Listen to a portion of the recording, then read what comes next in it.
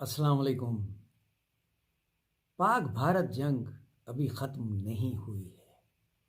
हमें ये बात जहन में रखनी चाहिए क्योंकि हमारा दुश्मन बहुत सफ़ाक है, बहुत चालाक है, बहुत ही इर्रेशनल है और बहुत ही जालिम है।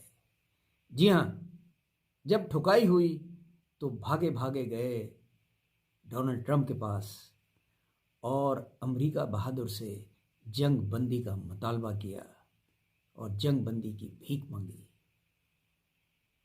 अमेरिका के कहने पे या हमारी पॉलिसी चूंकि जंग ना करने की है, हमने सीज फायर को एक्सेप्ट किया।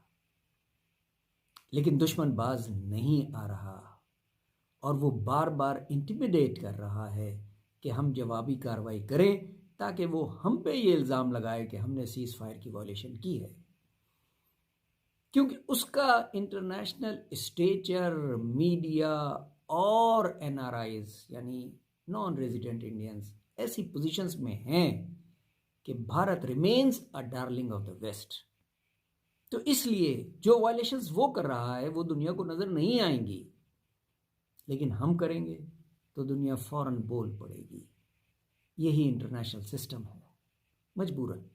लेकिन मोदी को वार्निंग नहीं दे रहा, तंबीह कर रहा हूं कि होश के नाखून ले।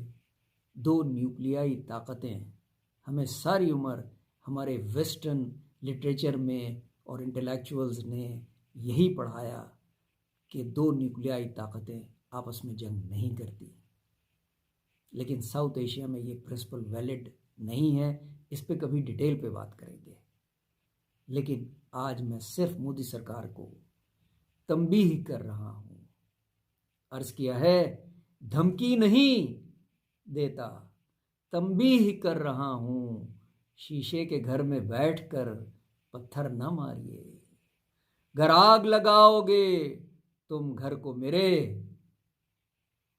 घर आग लगाओगे तुम घर को मेरे, मैं कहर बन के टूटूंगा फिजाओं में तुम्हारी, फिजाओं में तुम्हारी। क्योंकि इकबाल के शाहीन को आसान नहीं हराना, इकबाल के शाहीन को आसान नहीं हराना।